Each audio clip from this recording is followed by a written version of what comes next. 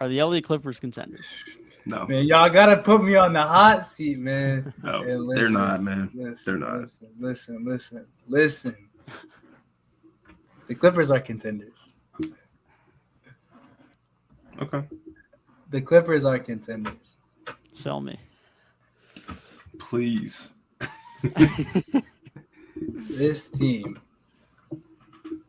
Kawhi Leonard, if he is locked in, and recently he has been, can play some really good basketball. He's shown some high-level stuff recently, and if he's there in the playoffs, the last time Kawhi Leonard played in the playoffs, he got injured in like the second to last game before they got there. But they were on good track to go to the conference finals. This roster, probably better than that roster.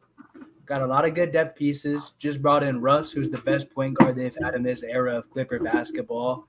Marcus Morris has been playing not good recently. So you're probably hoping he can get on the uptick and get back to his medium in the next like month and a half or so, which I think he can. Brought in some good pieces around just to kind of round out the edges, like a Plumlee, like a Eric Gordon, guys like that. You still got Norman Powell. Bones Highland can be a great like microwave scorer in moments in the playoffs if you need him. Like they just got so many guys. I mean, I just listed off that many guys. And when they made the conference finals, who put them over the top? Terrence Mann. Like they just got so many dudes on this roster that if Kawhi plays like we know Kawhi can, and Paul George, basically, they just need their top guys to do a repeat of what they did 2 years ago, last time they were healthy.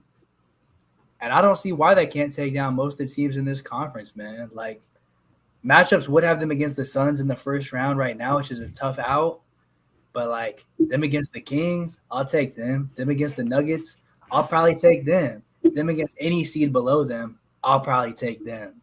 So it's like, besides the Suns and the Grizzlies, I think they look good, man. I think they're primed for success. I think they're primed for the playoffs. And even with guys in and out the whole season, they're still a top 5 seed for a reason. They just got so many players. The benefit of being in a wacky Western Conference for sure. I don't know, man. I just can't buy into this team, bro. It's been just that gut feeling all year about them.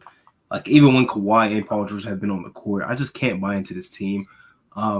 I don't trust them like as far as spacing in the playoffs, even though they added guys like Eric Gordon and things of that nature. I still think in the playoffs they might struggle to really consistently hit jump shots. Like you said, Marcus Morris has not been playing well. Robert Covington doesn't shoot the ball well anymore. Like they just have guys that just don't really knock down shots. They got guys that can hit threes, but not guys that really space the floor. They have bigs that have repeatedly been exposed. Like Zubac kind of has been exposed in the playoffs. Like you can't run against some teams that like to go small and play a lot of wings. Like him against the Suns might get torn up, man, because it's happened before. I've seen it before. Him against the Warriors would be an issue. Like there's just him against the Grizzlies might be an issue. Like they just got so many questions for me. Like everything that Gabe just said, it sounds like a lot of shit has to go right for them to make it to the finals. And I just personally can't buy into that. I have confidence in a lot more teams outside of them. Now, the caveat is you do have Kawhi Leonard. He's somebody that has elevated guys when guys have not been playing their best basketball in the playoffs. But he hasn't played that high level basketball in the postseason in almost like 2 years now. So it's been a while. That's asking a lot. I just can't see it, man. I'm not bought in on the Clippers at all. I'm definitely not fully bought in either. And I think this team is good. I don't think it's great, though. Kawhi Leonard is great, and that's what gives them their upside. But arguably the biggest thing holding me back right now as we sit here at the end of February, and as much as you mentioned, Gabe, they made some very good pickups over the last week between the deadline and Russ. And those pickups are very valuable, and bringing in that type of talent is very good.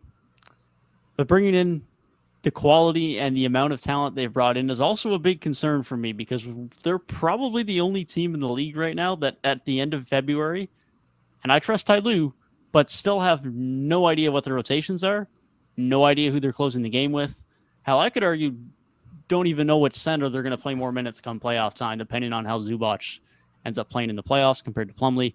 There's just a lot of rotation questions and who's closing games questions for this team And we're a month and a half away from the playoffs, and there's time to figure that out.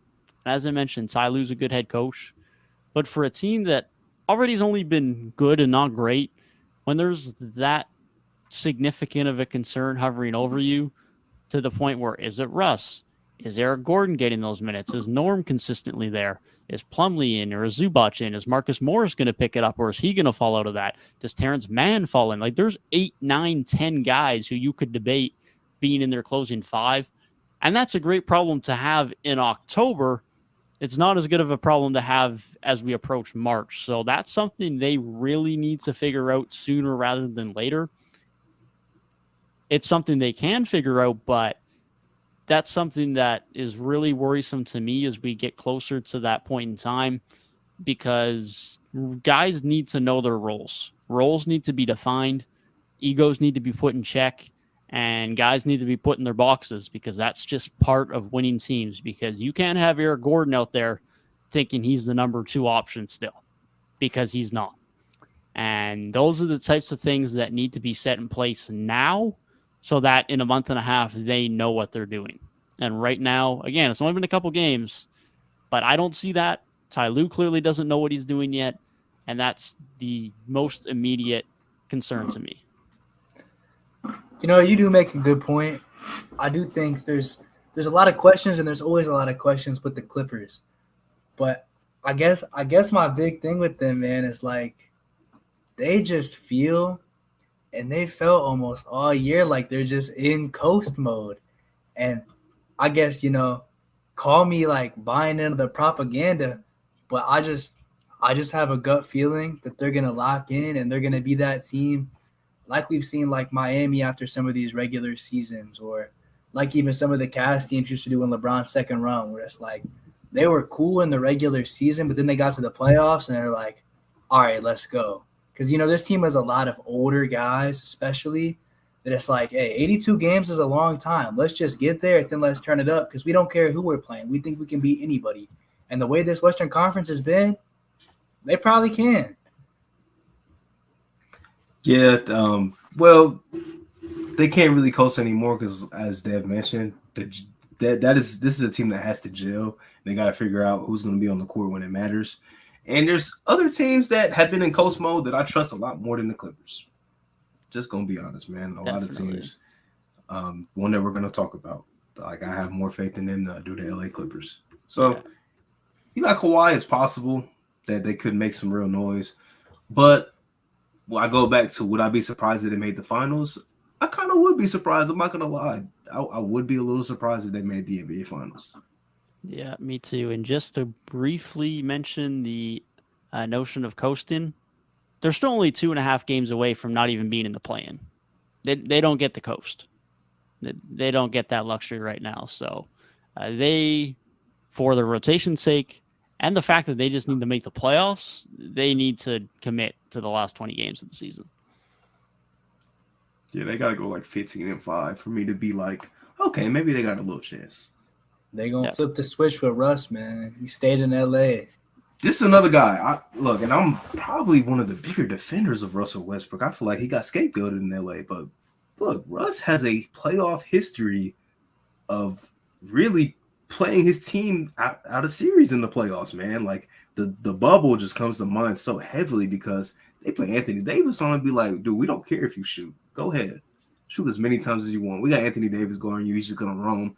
Do what you want, Russ. And he effectively shot the Houston Rockets out of that series because he could do anything offensively. So Russ is the guy that can get exposed big time in the playoffs. And it's not just affecting his play. It's going to affect the entire team. So, you know, there might be a lot of series like how we saw the other night where Russ is not playing much in the second half of basketball games. He was just so in limbo, though. It's just like, I feel like it has to be different now because not only did he get the experience of knowing his role and coming off the bench on the Lakers this year, but then also, like, this is a team where, like, he knows they want him there. So he don't got to be ultra aggressive, show I can still do it because he's been on, like, 4 teams in 4 years. He can finally just play and focus. That's fine, but even guys with minimal roles like Tony Allen, his offense was exploitable in the playoffs. Like they were putting real deal centers on him, and and be like, we don't give a damn what you do. Go ahead. Your world. Go ahead. Shoot as many times as you want, Tony Allen, and effectively played himself out of the series. And that was one of the best defenders in the world. Russ is the best playmaker on this team. He there's definitely the possibility he gets played out of the series because coaches are smart and they will just put their big on him and let him do whatever he wants. And effectively, it will hurt his team more than it helps them. Yeah, I mean, whenever Russ is going to be on the court, there's going to be 2 non-3-point shooting threats on the court. And that's going to cause the Clippers offense to run into some problems. Like you said, Tyrik, as long as coaches recognize they can help off of their big a bit, they can help off of Russ, they can send that extra pressure, extra blitzes, extra doubles to Kawhi and the Paul George if needed. It's going to make for some tough at times with Russ on the floor as far as their spacing goes. Now, if they get forced into some small ball matchups, that honestly might be best for them because then Russ can be the only non-shooter on the floor. And as much as Zubac can be good, like if they play Memphis and he's going up against Steven Adams all the time, then that's fine. But as far as their offensive spacing goes, they probably benefit from having to go small this postseason as long as they don't get absolutely torched by whoever ends up guarding the other team's small ball 5, because the Clippers don't really have a great one of those either other than Covington, but he's probably on the outside looking in on most of their rotations at this point. Yeah, and it's like a lot of the matchups. Like if you go against Phoenix, DA already exploited their small ball lineup a couple seasons ago. Like if he's locked in, there's the potential of that happening again. Obviously, you mentioned like if they do that against Memphis, that might not work out. And then against Jokic, you don't want to go small against Jokic, man. Only a select few guys can deal with Jokic that are undersized, and Draymond Green's really one of the only guys that comes to mind. The Clippers don't have Draymond Green on that basketball team. Yeah, I will say I think the best route for this team to go far is if the Suns go on a little bit of a run and they pass up Sacramento. I think in that case, if the Clippers are on a side of the bracket that has them face the Kings in round 1 and then say the Nuggets in round 2, I think those are both incredibly winnable series. And I think that's a lot. I hate to say it because it is like, if you're a contender, you should be beating the good teams. But I do think their best path to the finals would definitely be playing only one of the Suns or the Grizzlies, as would be most people's. So they're in that, like, everything has to go right for them territory. I think they're in Philly tier. And I think saying that Philly is a contender, I think I would say the Clippers are a contender on the same level. That's fair. I just have a little more faith in Philly, man. I really do. I don't. James Harden, notorious playoff choker. Doc Rivers, notorious playoff choker. And B lost to the Hawks. Paul George, that's what I mean. Choker. real Westbrook, notoriously his game lessons in the postseason. Real similar stuff, but I think Ty Lue is a little bit less of a choker, a lot less of a choker than Doc Rivers. I'll tell you that. That's fair. I would probably take the Clippers supporting cast as well, and it's also Kawhi Leonard. And Kawhi Leonard's playoff track record is better than Joel Embiid's. I might take Philly supporting cast. I think I would too. You know why? I think I would too. They've made a great point, and this is one thing Doc Rivers does a hell of a job. You will know your role on a Doc Rivers basketball team. You know exactly what you're going to do every single night. And guys in Philly, they know their role. They don't overstep their boundaries.